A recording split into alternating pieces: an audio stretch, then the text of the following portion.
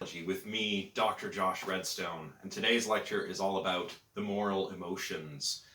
Specifically, today we're going to look at two candidate moral emotions in detail: anger and guilt. And we'll be doing this by reading along with chapter 4, which is entitled Moral Emotions, written by Jesse Prince and Sean Nichols.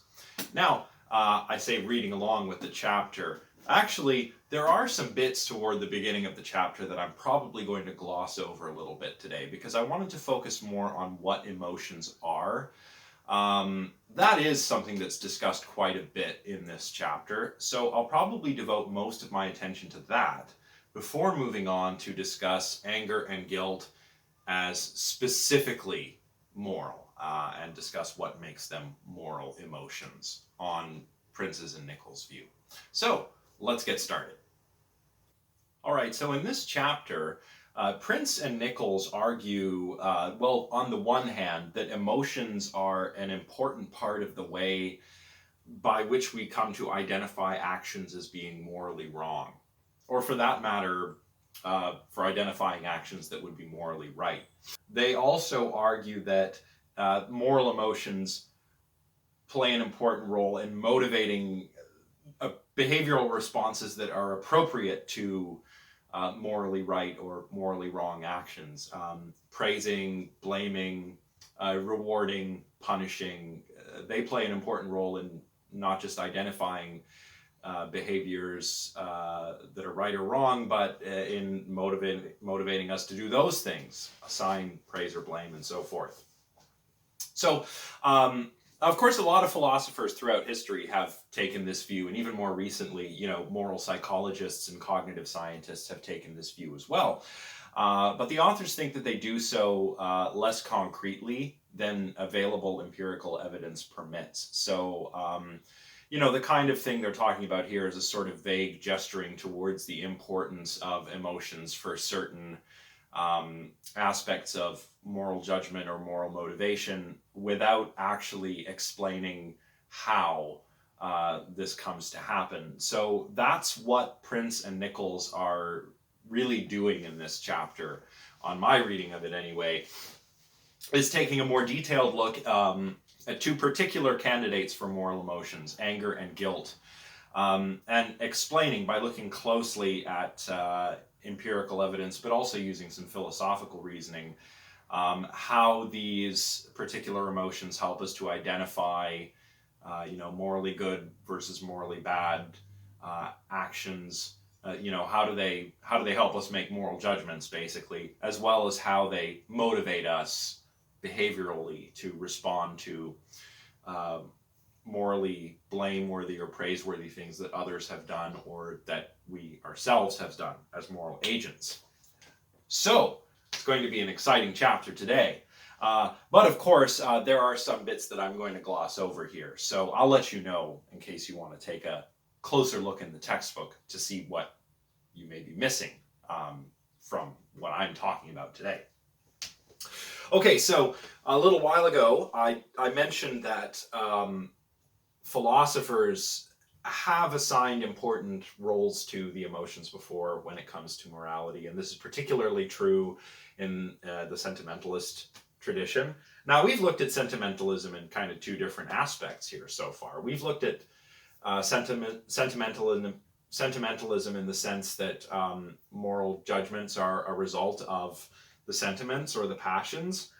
So this is the line of thinking that kind of you can trace back to David Hume and Adam Smith, and also according to Joshua Green and the other authors of the first chapter of the textbook, also to the consequentialist tradition. And you can also talk about sentimentalism in terms of moral motivation, where the motivation to do something moral kind of depends on whether you have the right kinds of feelings motivating your behaviors, right? Or your judgments, or what have you. So we've encountered sentimentalism in a kind of broad philosophical tradition kind of way, and in a more specific kind of moral motivation theoretical framework kind of way. But in both, the emotions are taken to be central to morality, obviously. But even people who are very rational about this, deontologist, Kantian rationalist types of thinkers, right?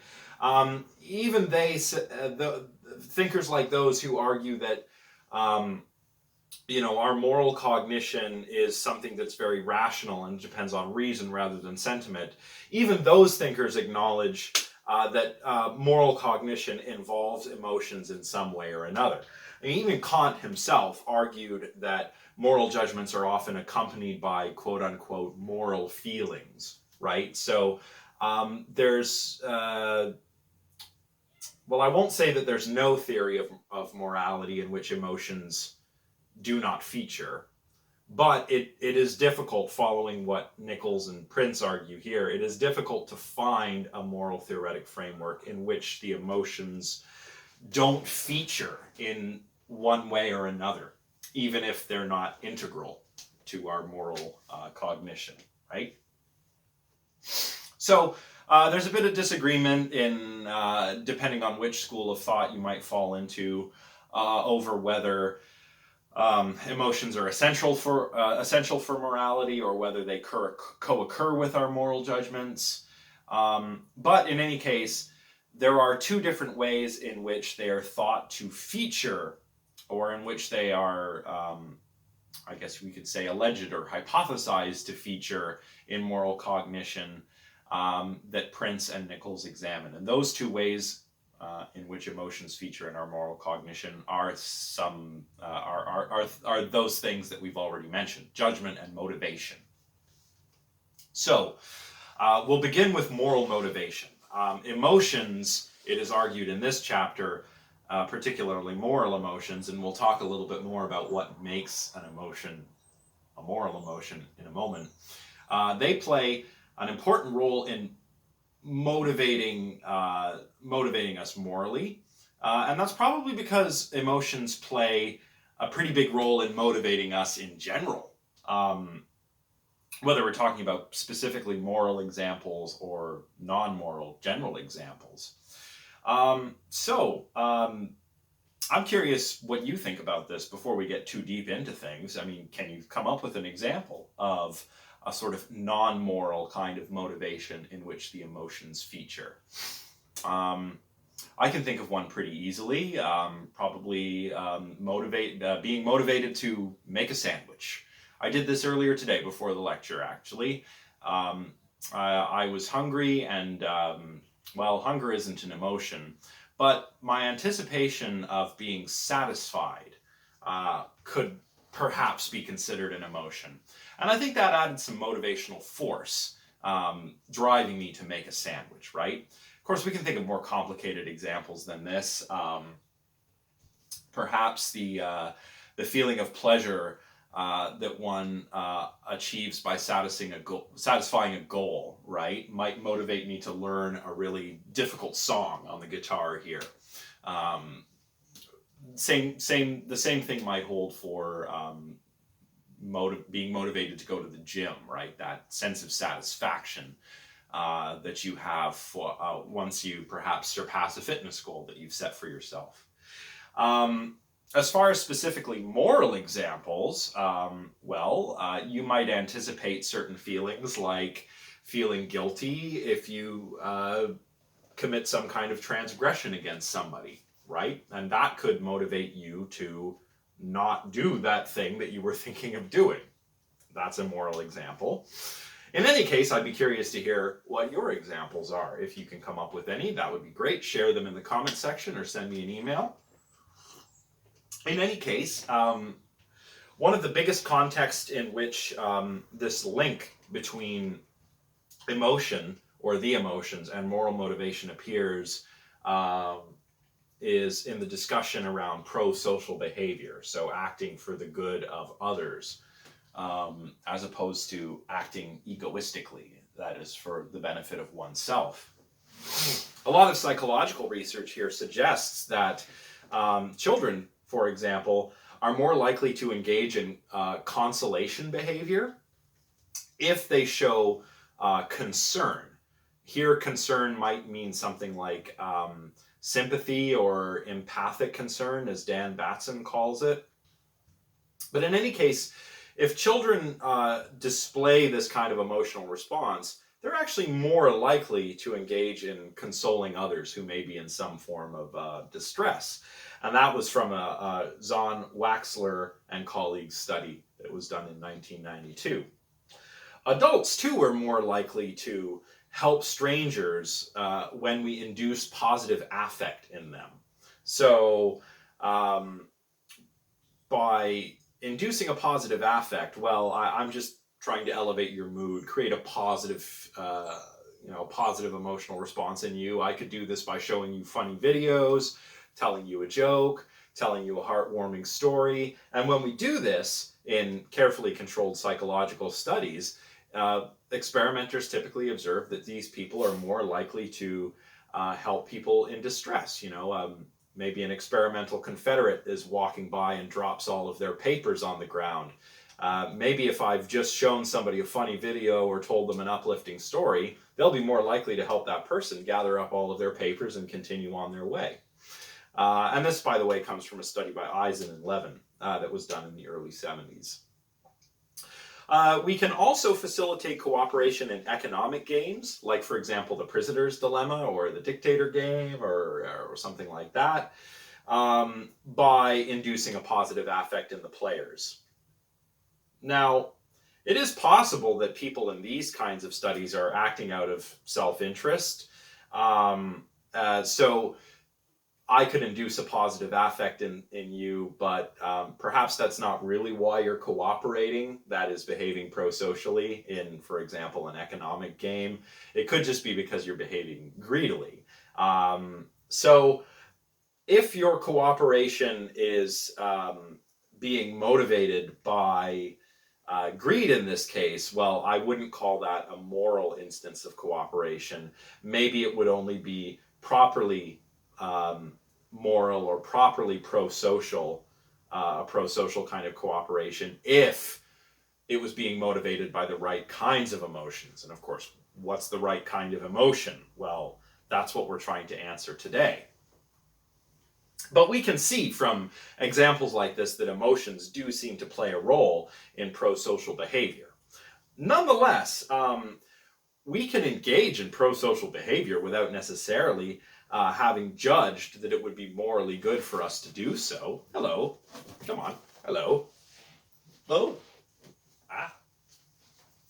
So, in those examples that I just discussed, it's perfectly plausible that people were just motivated to act in ways that happen to fit with what morality demands, rather than acting in a way that follows from some kind of moral judgment that they've made.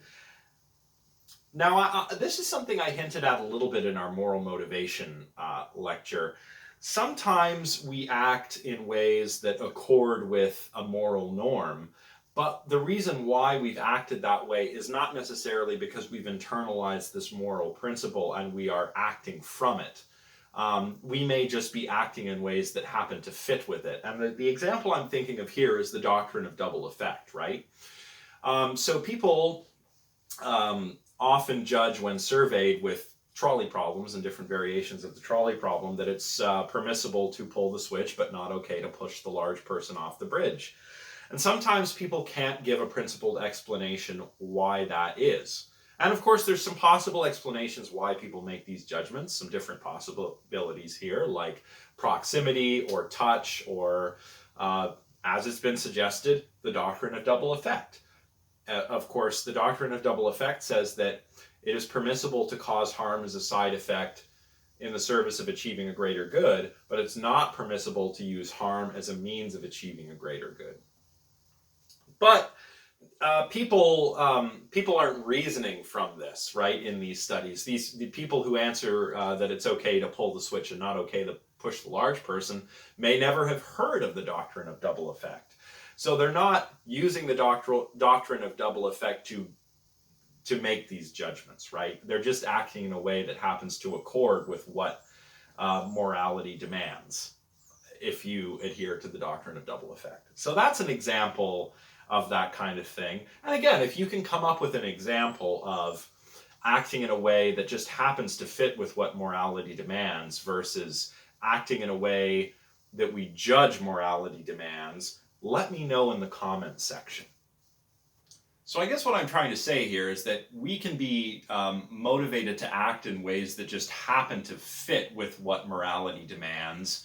And we can also be motivated to act by non-moral emotions, such as greed. In these cases, emotions might co-occur, but they need not be moral emotions, co-occur with our moral judgments or our moral actions and so forth. But our judgments or actions need not be motivated by those emotions themselves, or if they are, they need not necessarily be motivated by moral emotions. And if that turns out to be the case, then those just wouldn't be considered moral emotions. But when we are motivated to act by what we judge that morality demands, that can also be accompanied by emotions too. So one way to approach all of this is on motivation internalism. So on motivation internalism, it's understood that we don't make moral judgments without being motivated to act on those judgments. In other words, what I'm saying is we really can't make moral judgments without an accompanying motivation to act on them. Where do the emotions fit into this? Well, they kind of supply the motivational force that we would need to act on our judgments. So on internalism, moral judgments would be constituted either in whole or in part, depending on how you break it down, by emotions. On the other hand, there are motivation externalists, and they would argue that moral judgments can occur without moral motivation. So I can form a moral judgment, such as it is wrong to litter, for example, without being motivated not to litter, without having any co-occurring motivation that comes along with that judgment. But the externalists agree with the internalists in that when motivation does follow a moral judgment, it's often derived from an emotional state. So where the internalist is saying you cannot make a moral judgment without an accompanying moral motivation, a moral motivational state, and what gives it its force is its emotions, externalists would disagree that moral judgments are always accompanied by this motivation to act. But when your judgments are accompanied by that motivation, it's usually an emotion that supplies the motivational force. So both internalists and externalists would agree that emotions contribute to moral motivation when we're motivated to act in accordance with our moral judgments. So, we've considered the idea that emotions might play a role in moral judgments before, particularly in our moral intuitions. And Prince and Nichols are pretty on board with this idea, pointing once again to the study by Schnell and colleagues that I linked to, in case any of you were interested in reading it. I linked it in our first couple of lectures on See You Learn. I think it's linked there. You can find it if you like. But here, Schnall and Haidt and other colleagues were able to manipulate people's judgments of certain vignettes that they were presented with by exposing them to disgusting stimuli. So they'd have them sit at a dirty desk, or listen to a disgusting story, or be situated proximal to some fart spray that had been sprayed recently, and they would elicit this sense of disgust. And as we'll see, disgust might be a moral emotion, but they elicited this sense of disgust in their participants, which caused them to make harsher judgments of these vignettes that they were presented with, in which someone does something and we have to rate we have to judge their actions, morally speaking. And Jonathan Haidt and Talia Wheatley had also done something similar using hypnosis in a 2005 study where Wheatley and Haidt hypnotized people and made them feel disgust upon hearing a certain cue word, like the word often. And they would tell a story that, wouldn't be exactly neutral, but not even necessarily moral. But when the participants that were hypnotized to feel disgust upon hearing the cue word that was presented in the vignettes that they were read, they would judge the individuals in those vignettes more harshly. They would judge their actions more harshly, presumably because disgust had been elicited. Then again, as the authors of this chapter point out, Prince and Nichols, we're seldom under hypnosis when we offer moral judgments. I guess we're seldom sprayed with fart spray as well. However, I don't know. I think these are interesting lines of evidence suggesting that emotions play a role in certain judgments that we make, whether these are intuitive judgments or not. But when it comes to intuitive judgments, I mean, just think back to Jonathan Haidt's idea of moral dumbfounding. Remember, moral dumbfounding is when people judge that something is wrong, but they can't provide a principled justification for their argument. The judgment in these cases are kind of like a gut feeling. So what's an example of moral dumbfounding? I'm really sorry, by the way. This is a weird one. Oh boy. Well, this is one you often hear in the moral psychology literature. But the scenario goes like this. There are a brother and sister on vacation in a foreign country. They're in this foreign country. They don't know anybody there. And they decide that while they're on vacation, it would be an interesting idea if they were to have sex. So very Game of Thrones. Now, a lot of people judge this as being wrong, understandably so. But the scenario is set up in such a way to remove all of the potential harms that might come to pass in a scenario like this, right? These siblings use contraception. They're both reasonably sure that this experience will not negatively impact them emotionally or physically. They won't tell anybody what happened, so nobody's going to find out and shun them or judge them. Again, they're on contraceptives, so there's no worries about having some kind of child with genetic disorders or anything as a result of the small gene pool.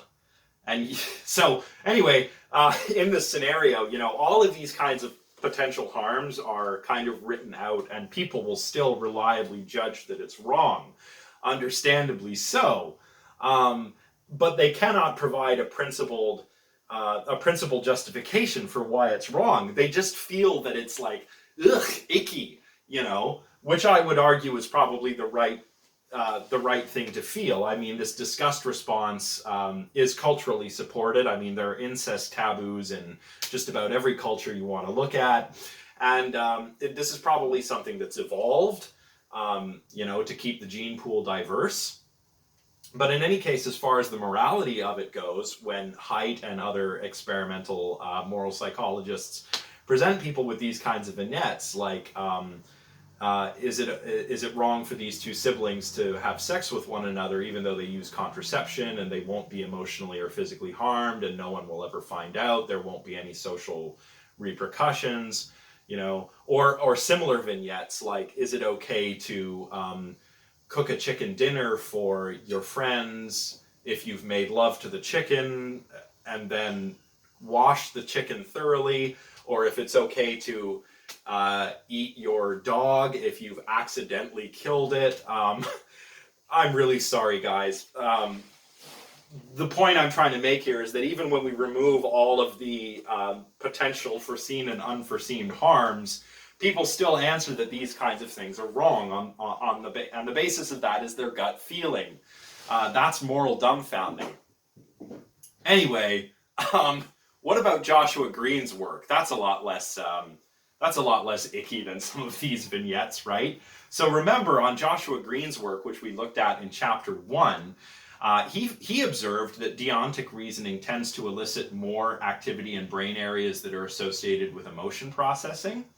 And this might be absent in consequentialist reasoning, which tends to employ more working memory and executive function and that kind of thing. Or it might be that emotional processing is not absent in consequentialist reasoning, but that it's overridden by consequentialist reasoning. So if the latter case is true, then emotions are still active during moral judgment, and they're certainly active in cases of moral dumbfounding, when we tend to be relying on these gut feelings or moral intuitions to tell us that something is wrong. So, that's it for moral motivation. We've gotten into moral judgment a little bit, but we're going to encounter moral dumbfounding and moral intuitions and stuff a whole lot more through the course. So I'm not going to go into this part of the chapter in too much detail. I will just say that Prince and Nichols present 4 different models that talk about the role of emotions in moral judgment. Now, Prince and Nichols don't really attempt to adjudicate between them here. They just kind of lay them out for you. So you can go and take a look at that if you want to, but I won't test you on any of that material. But some of the important features of them that you should keep in mind as you're reading through this, if you decide to read through this, is that emotions can either motivate us to act morally or lead us to make a moral judgment, or both. So emotions play a role in action and judgment in all of these different accounts. The emotional response can play a causal role, so it can cause us to act in some of these roles, or it can be more of a constitutive role, so that our judgment, the emotional, as we'll see, appraisal, sometimes these are called appraisals, are actually constitutive of the moral judgment. The emotion is the judgment, and that will become clear when we review these later parts of the chapter on anger and on guilt. So whatever specific view you take, all of these theories agree that emotions arise in the context of moral judgments. It could be that the emotions cause you to form a judgment or motivate you to act, or that the judgments are, or that the emotions are, your judgments or your motivations. But in any case, emotions play a big role in moral judgment. So that's it for that section. Now I want to talk about what emotions are, and then we can move on to discuss our paradigm examples of moral emotions, anger, and guilt. Okay, so just what is an emotion anyway? Well, we all have them, but it can be a little bit difficult to identify what exactly they are. And indeed, a lot of people tend to think of emotions as simply feelings. And indeed, we often talk about emotions this way, like when we say we've had our feelings hurt or something like that, right?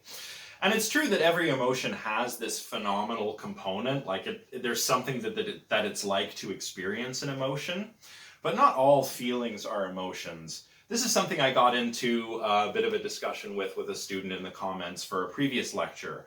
I mean, pain is a feeling, but not everyone would agree that pain is an emotion. Likewise with pleasure. I wouldn't classify pain or pleasure as emotions. They're just body states. Now, all emotions involve body states, but not all body states are emotions. Emotions also differ from moods. So when we talk about affect, we're talking about emotions and moods. But emotions tend to be more short-lived and elicited by specific events, whereas moods tend to persist longer. So for example, sadness is an emotion that is a response to perceived loss. Depression, on the other hand, or feeling depressed, is more like a mood rather than emotion. A sort of flattened affect overall, not just feeling sad.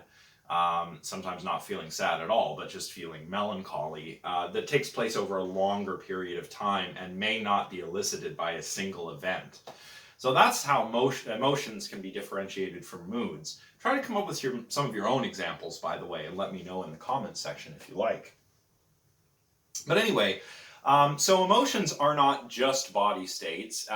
They tend to be elicited by specific events. and they're short-lived compared to moods. And there are two approaches for understanding precisely what emotions are. There's cognitive theories of emotion, and there are perceptual theories of emotion. Prince himself, the co-author of this chapter, advocates for a perceptual theory of emotion in his book Gut Reactions. It's a good read. Check it out if you have the time. But anyway, on cognitive theories, emotions have this cognitive component to them, which the emotions research pioneer Richard Lazarus called an appraisal.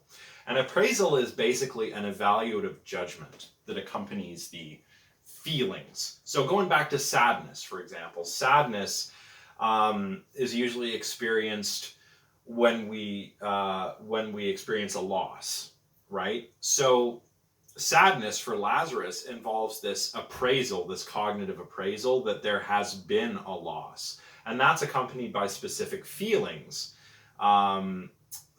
Certain somatic feelings, body states, as well as motivational states, like to seek consolation from a friend or to cry or something like that.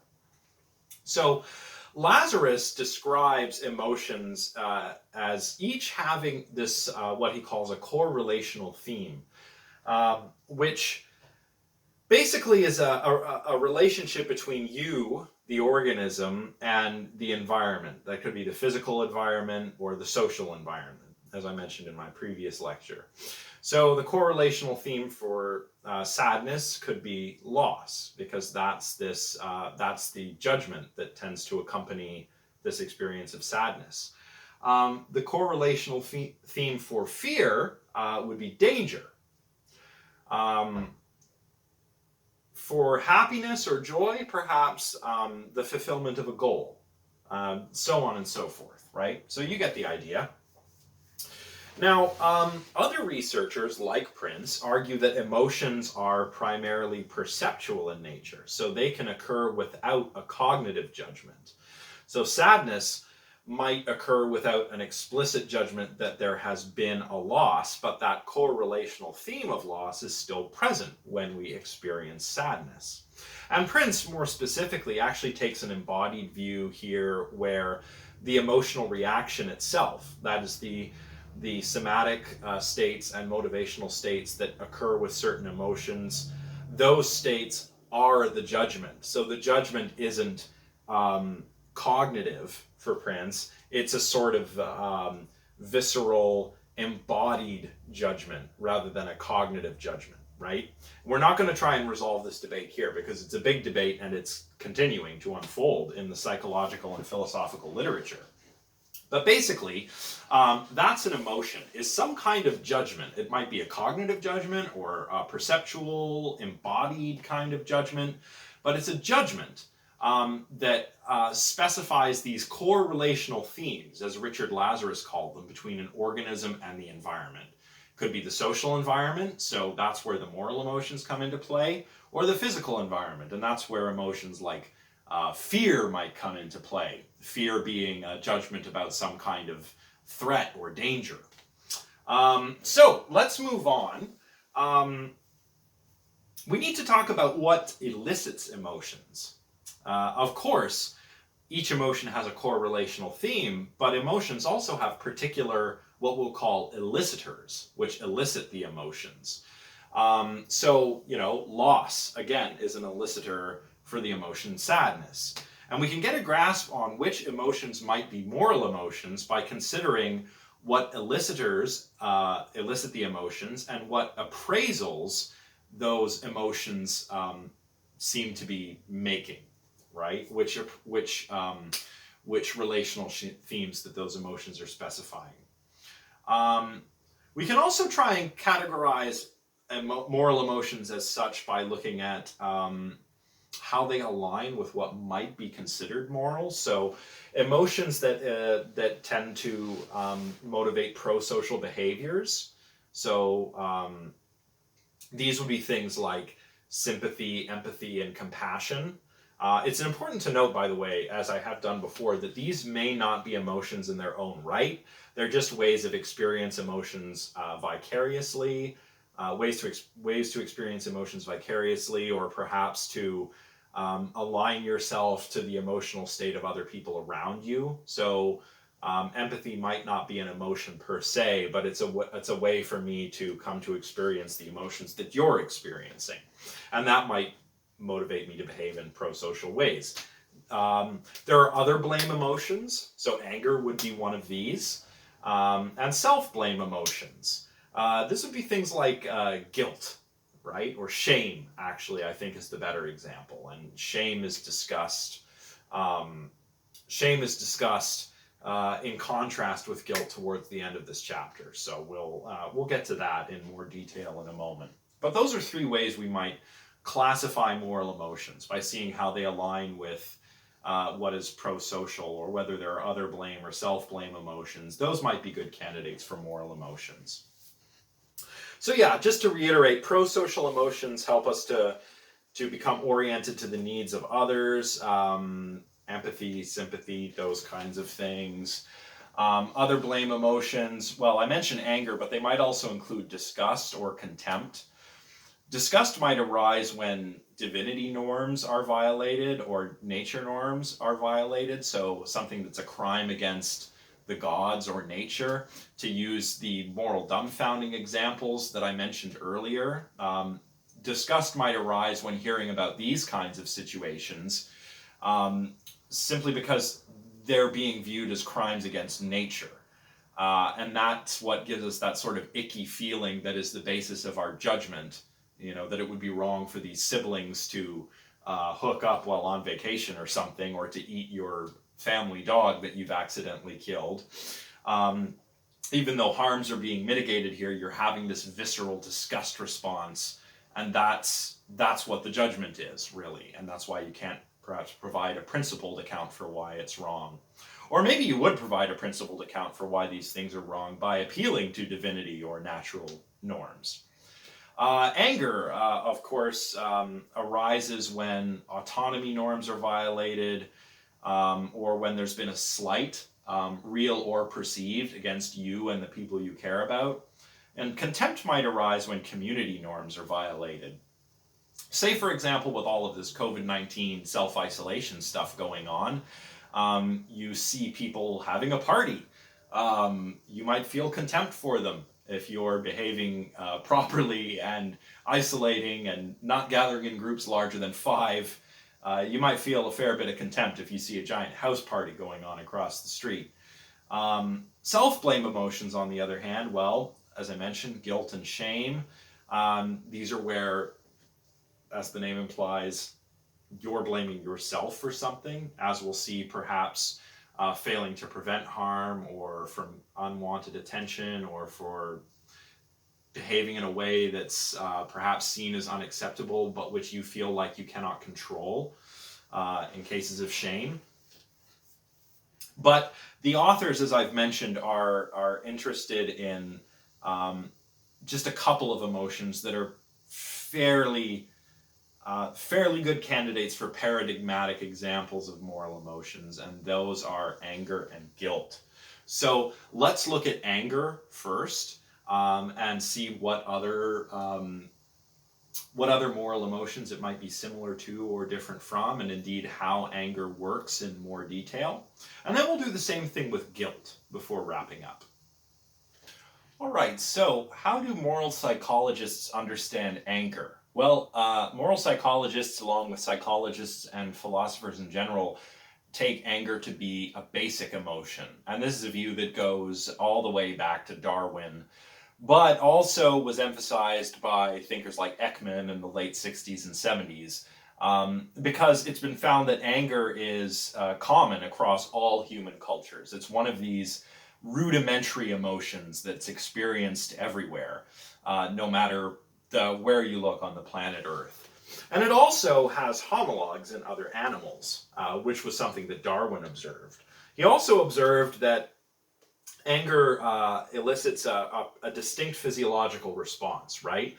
And Ekman observed this as well in his cross-cultural research on anger and other basic emotions in different cultures. The facial expressions of anger are, ubiquitous around the world, right? Your eyes widen, your heart rate increases, you get a furrowed brow, and it generates distinct motivational states. So anger, as far as these psychologists and philosophers understand it, is basic, and it's caused by a judgment that there has been a transgression. Or if you're in favor of perceptual theories of emotions, maybe it just is the judgment that there has been a transgression. So that's the appraisal.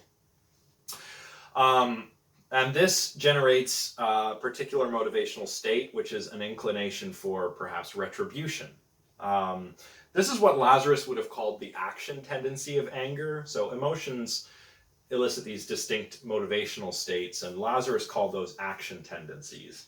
All emotions have those. So that's just anger in general, though. What is it that makes anger moral or count as a moral emotion?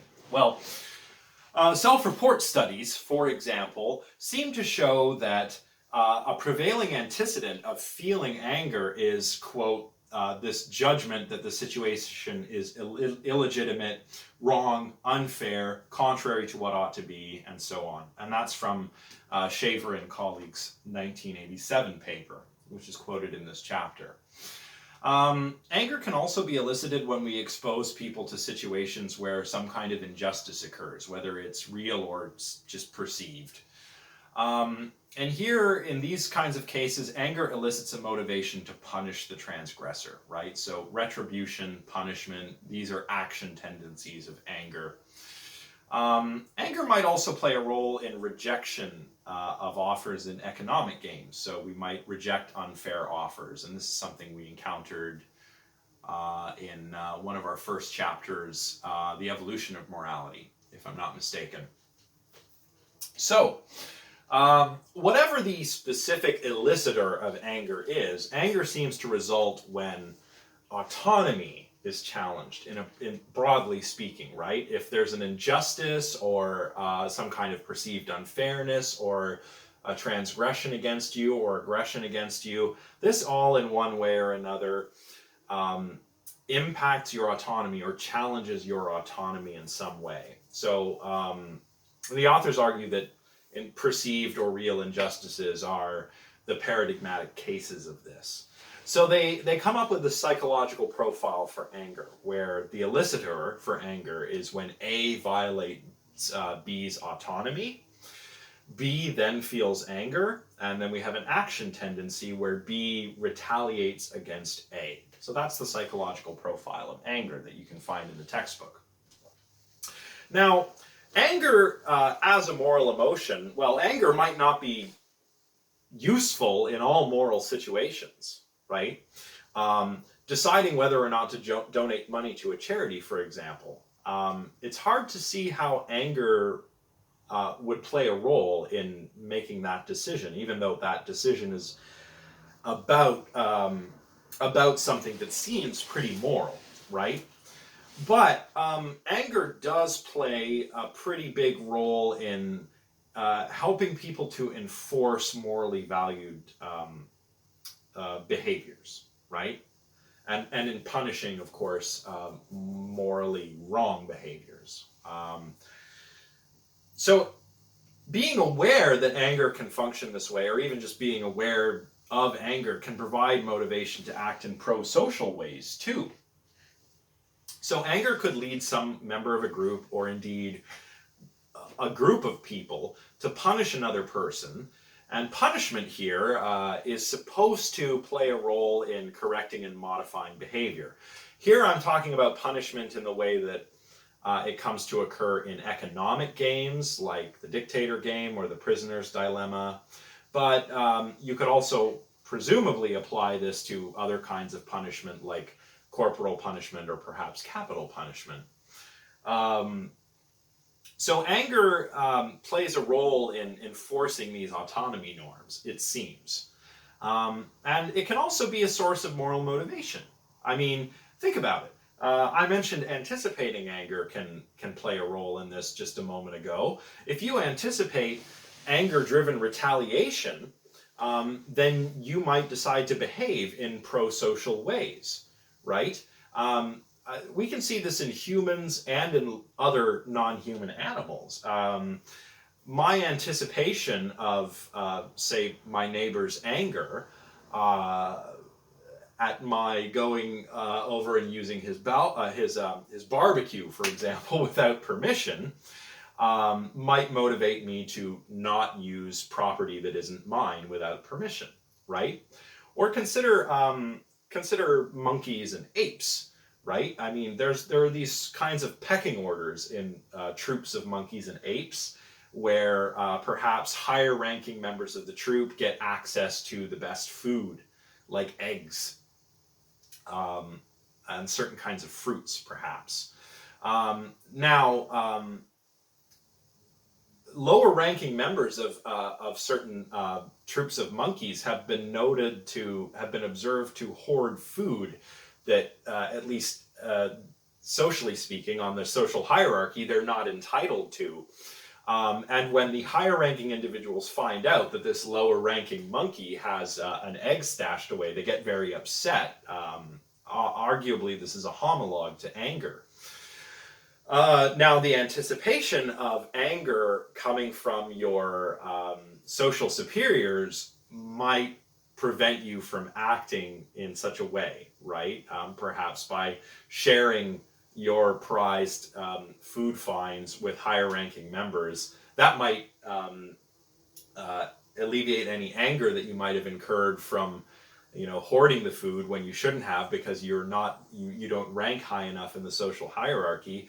But also you might receive some other pro-social benefits down the line, protection, perhaps, or perhaps you'd be reciprocated later on, perhaps by giving enough of these highly valued food items to the high-ranking members of your troop, one day there might be a food surplus and you might receive some kind of rewards. Maybe you'd be allowed to keep your highly prized egg or your really delicious fruits that you found, or something like that. So that's an example of that sort of thing in humans and non-human animals. All right, so much for anger as a moral emotion. Why don't we turn towards guilt now? Because as we'll see, guilt might just be the quintessential moral emotion, at least according to Nichols and Prince. All right, so anger certainly can occur in non-moral context. Like, imagine that you're perhaps angry that your favorite sports team didn't win the championship, or you behaved foolishly in front of your celebrity crush upon meeting them for the first time, or something like that. In some of those situations, or similar situations, you might feel angry with yourself, even though those are arguably non-moral contexts. But it's difficult to find non-moral contexts in which guilt features.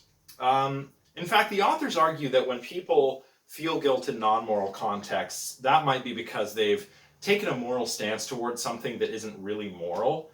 So here you could imagine, I don't know, feeling guilty because you've eaten too many cupcakes while you're on a diet one day. Now, perhaps you've taken a moral stance toward the eating of cupcakes and other junk food, that it's wrong for you to do that on a diet. And so you might feel guilty for eating so many cupcakes.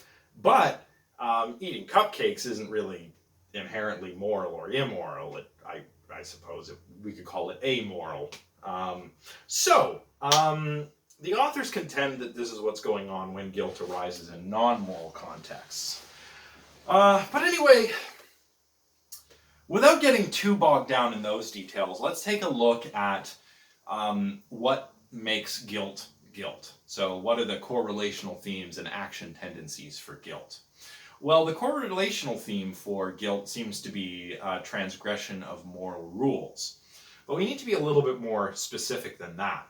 Anger is also elicited when moral rules are violated, specifically violations of autonomy norms. So anger is other-directed, though, right? We get angry at other people when they've violated our autonomy or something like that. Guilt arises when we cause harm to another person. So guilt is self-directed, right? So If I harm someone, I might feel guilty. If I've harmed somebody close to me, like a friend or a family member, I would probably feel more intense guilt than if I had harmed a stranger. And some others think that guilt might arise when there is a threat of separation or exclusion. So being outcast or having affection withdrawn. This is how children are punished a lot of the times, being sent to their rooms and whatnot, right? So even when, if we've caused harm to another person, or if there's a threat of this separation or exclusion, we might feel guilt, and we feel it for ourselves. We don't feel it for other people. So that's why guilt is self-directed and anger is said to be other-directed. So a core relational theme for guilt might be something like, quote, I have harmed someone whose well-being is a matter of concern to me. And that's from page 133 of this chapter. So that might be a core relational theme for guilt. But then if that's the case, then how do we explain guilt when this is absent? Notably cases of survivor guilt. So survivor guilt is when people survive some kind of catastrophe and they feel guilty about having survived when so many others did not survive. So survivor guilt actually tends to be particularly intense when the people close to you are the ones that have not survived, as opposed to simply strangers.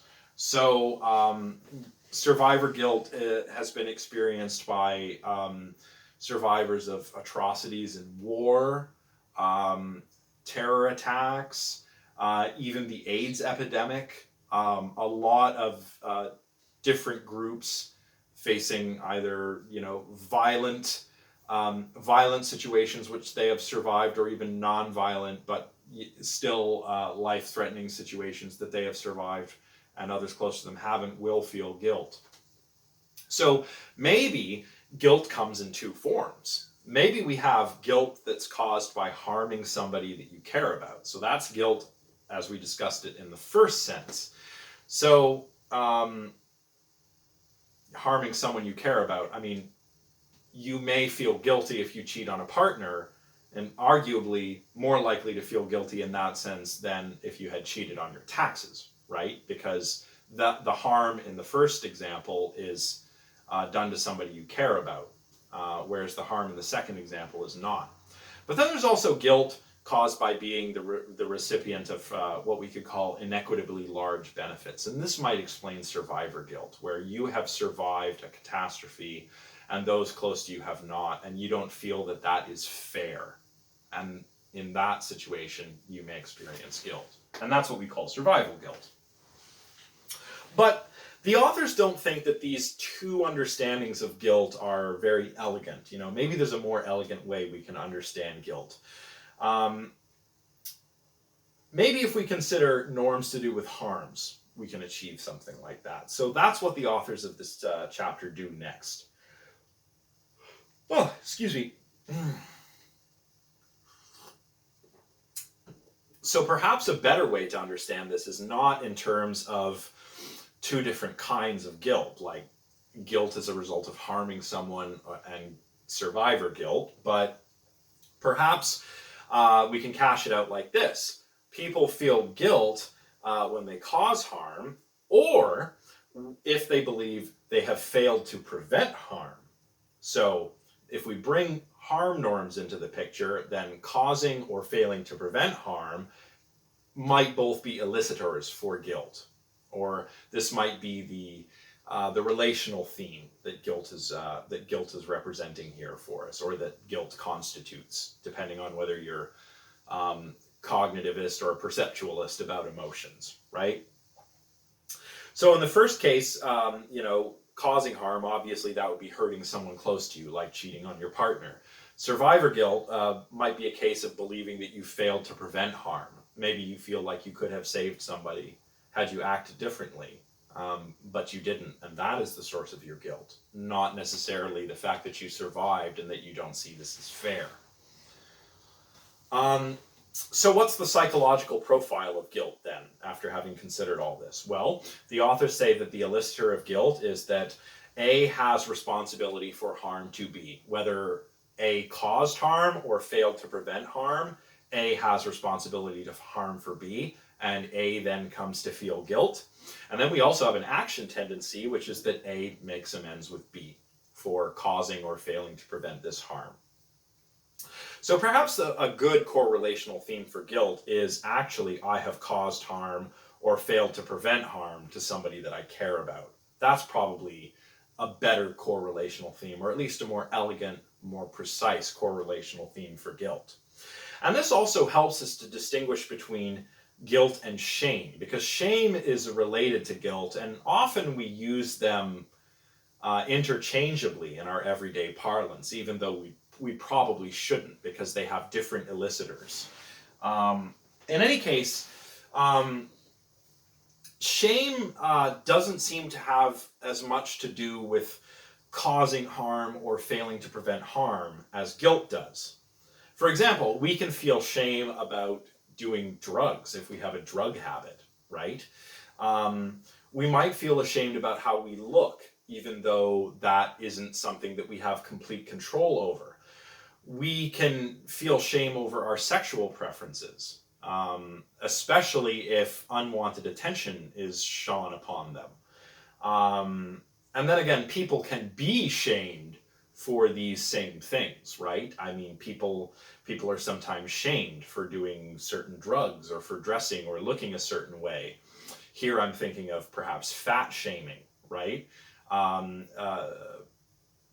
Perhaps somebody's body size is harder to control than the next person's, owing to perhaps genetics or whatever, right?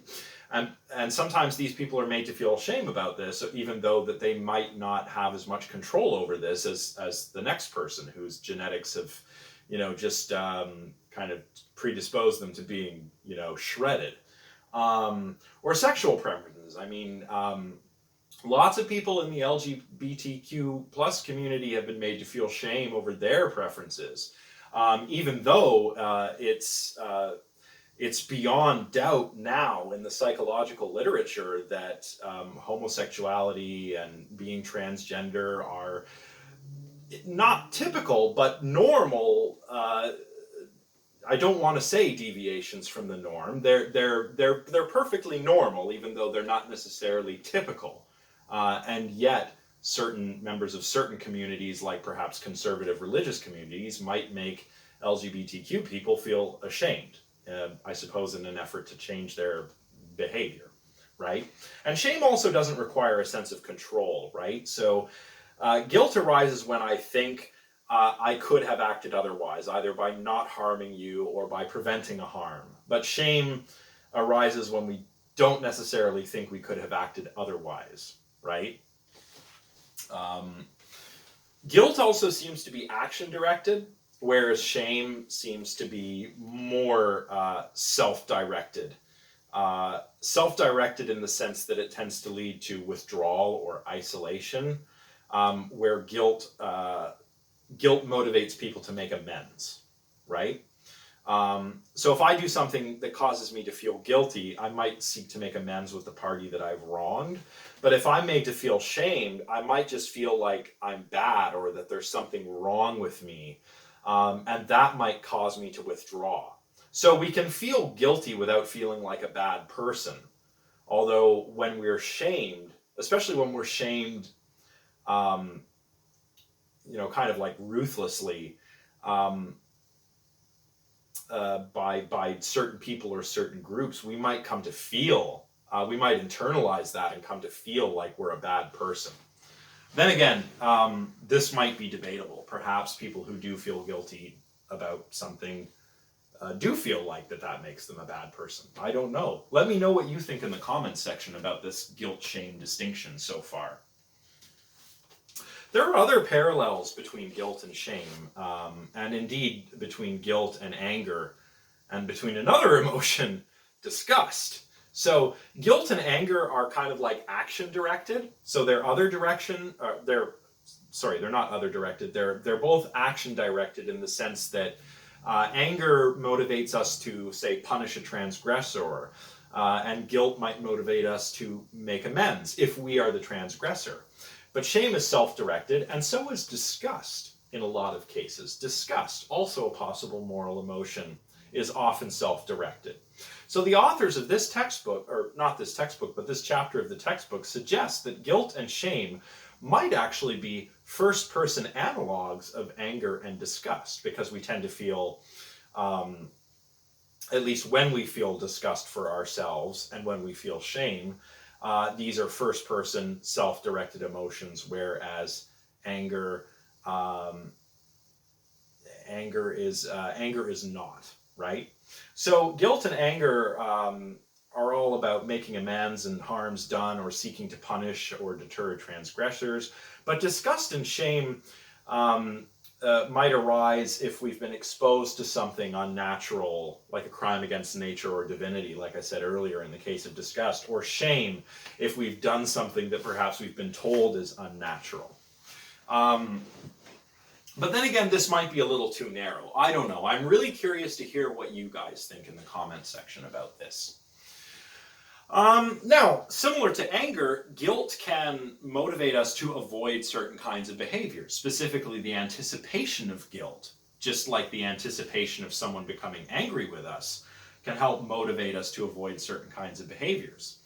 If we anticipate that an action will lead to harm and guilt, we might be motivated against performing that action, for example. So in that way, guilt might help to promote pro-social behavior. Guilt might even play a role in promoting altruistic behavior too. So in a 1969 study, Carl Smith and Gross ran a Milgram-style experiment where participants had to make phone calls on behalf of an environmental organization after the trial was completed. For those who aren't familiar with this, what they're talking about here is a Milgram-style obedience experiment. I will link, I'll link a video, I'll go find a video that talks about the Milgram studies. But basically, Stanley Milgram investigated why people can be pushed to do morally wrong things by authority figures. And in his most famous study, a participant would come into the lab and be told that they had to deliver electric shocks to another person every time they answer a question wrongly. So it's like the participant is a teacher trying to get this person receiving these shocks to give correct answers to these questions. Now the participant doesn't know this, but both the experimenter and the learner, the person receiving shocks, are kind of in on it, and no one's really receiving shocks. But what Milgram found was that even when the learner was protesting, screaming in pain for being shocked, 40% of the participants would continue on at the request of the experimenter, continuously delivering a higher and higher electric shock every time, until a lethal shock of 450 volts was reached and the learner would stop responding. So Carl Smith and Gross are doing this Milgram-style study where they have their participant, shocking the learner, not really shocking them, but the participant thinks that she's shocking the learner, and then having to make phone calls on behalf of an environmental organization afterwards. Now, when the learner asked the participant to do this after the trial, the participant made more phone calls than when they were asked to do so than some witness who was just sitting in the corner watching them. So when they were asked to do so by the person that they were harmed, they made more phone calls than when they were asked to do so by a bystander. And that suggests that people might be inclined to behave a little bit more altruistically because this could mitigate their guilt for having shocked that person who asked them to do this, right? In another interesting study, Harris and colleagues, this was done in 1975, set up a donation box in a Catholic church. Now, in the Catholic Church, they have these confessionals that you go into and confess your sins to the priest, right? Now, on their way to the confession, 40% of people made a donation in the donation box. But when they set the box up for people who were coming out of confession, only 20% of people made a donation, which is really interesting. Perhaps what's going on here is that people who were on their way to confess still felt really guilty, I guess because they hadn't gotten things off their chest, right? And perhaps they made a bigger donation to alleviate some of that guilt. The people who had just confessed and were leaving were less likely to donate, perhaps because their guilt had been alleviated and they didn't feel like alleviating it further by behaving altruistically, by making a donation. So, perhaps guilt increases altruistic behavior when people can't deal with the emotional cost of the guilt. In this case, after confessing, that emotional cost of guilt has been dealt with, and people are less likely to behave altruistically. Then again, this is just a couple of studies we're looking at here, right? Then again, guilt might not promote pro-social behavior all of the time. And there's another Milgram-style study by Katz and colleagues in the early 1970s that illustrates this. They had white males as their teachers, the people administering the shock, and fill out questionnaires that assess the learner's personality after the experiment was completed. Now, when the learner was a black person, the white teacher tended to assign lower scores. But this didn't happen if the learner and the teacher were both white. So this is really interesting and kind of disturbing too, because these results suggest what happened was that the participants were denigrating the people who were members of an out group in order to mitigate their guilt. In other words, if the teacher is faced with a member of an in-group, another white individual, they tend not to score them as lowly, score the learner's personality as low as they would a black person. Because the black person is a member of an out group, and they still feel guilty about providing the shocks to the member of the out group, but they're trying to mitigate their guilt ostensibly by denigrating the black person. So this is a bit disturbing, and points towards some biases that are present implicit biases that are really present in everybody, but which hopefully get mitigated. In this case, these biases were not mitigated.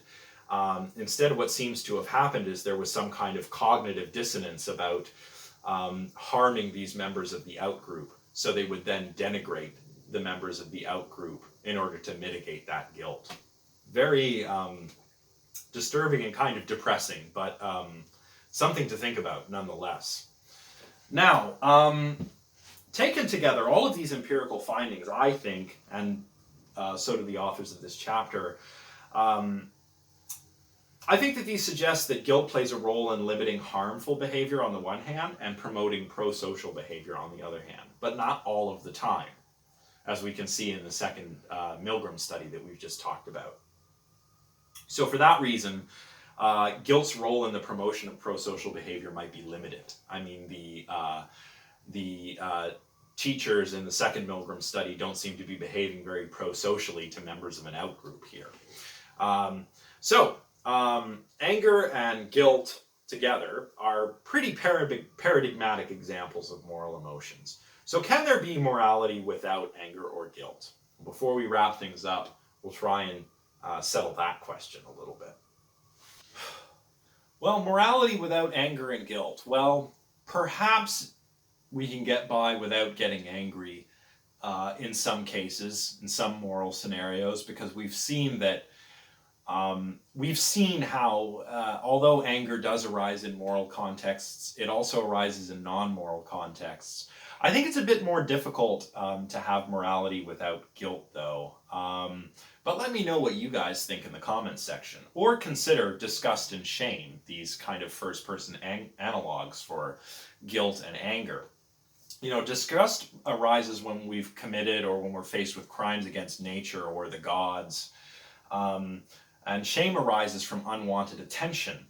So crimes against nature also bring unwanted attention. So disgust and shame might actually form a kind of emotional dyad that helps shape what we could understand as a social self, the social self is like our aspects of our behavior that define us as members of a group.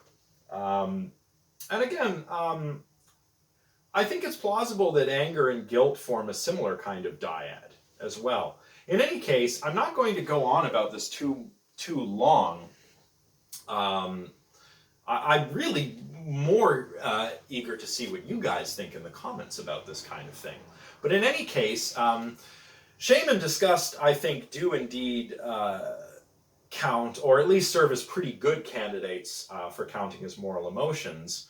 But Prince and Nichols argue that we can easily replace moral norms governing the social self with conventional norms. So perhaps shame and disgust do arise in moral contexts, but then again, they may also arise in merely conventional contexts when conventional norms are being violated. But we can't do this as easily when it comes to anger and guilt. Anger and guilt seem to apply specifically to norms concerning autonomy, preventing harm, and so on and so forth. So where shame and disgust apply in moral and conventional areas, anger applies, I would argue, mostly in moral and in some, perhaps a small number of conventional situations, or situations where conventional norms are involved. And guilt is probably always involved in moral situations. That is when moral norms are, or the violation thereof are at play. So, the authors have also argued that it's very possible that these moral judgments are constituted either in whole or in part by certain emotions, like guilt. So even if they're not, though, emotions seem to be playing a specific role in motivating us to act in accordance with certain norms, right? Whether you're an internalist or an externalist, or whether you're, kind of taking an embodied view of emotions where the emotion is the appraisal, it is the judgment, as opposed to a separate sort of cognitive judgment that comes along with certain somatic feelings. So whichever way you slice it, emotions like anger and guilt might be core ingredients for moral cognition, but even if they're not, they're still kind of like a sine qua non, or without which there could not be moral cognition. So today we've taken a nice little spin through this chapter on the moral emotions. We've learned that emotions play a role in motivation in general, and that they arguably play a role in moral emotion and in moral judgment. We can distinguish emotions from one another by what elicits an emotion, what it feels like to have an emotion, so their phenomenal character, the appraisals that accompany certain emotions, the core relational themes that the emotions represent, and the action tendencies that come along with different emotions. And this is how we can differentiate one emotion from another. And if you're interested in checking this out, you should read Richard Lazarus's book, Emotion and Adaptation. It's very, very good, very comprehensive. Richard Lazarus is kind of like the, grandfather of emotion research. And Prince's book, Gut Reactions, is quite good now if you want to read about a perceptual theory of emotions to contrast with Lazarus's cognitive theory of emotions. And of course, we've also learned that anger and guilt are important moral emotions. There are probably others, notable candidates being disgust and shame, but various emotions might function as moral or not moral in different contexts. Moral versus conventional contexts, or perhaps emotions that we think of as moral in this culture are not thought of as moral, but merely conventional in another culture. Depends where you look and when. So that's it for today. Next time we're going to be covering chapter 5, which is all about altruism. And again, stay tuned to See You Learn. I will have some announcements about the midterm soon and about an upcoming Discord session. And remember to respond to the poll that I created. Let me know if you think that follow-up question and answer lectures would be helpful in this class, or if you think that things are kind of fine the way we're going. All right, that's it. I hope you all stay safe, take care, keep studying hard. Let me know if you have any questions by sending me an email or sharing them in the comments section. Bye for now.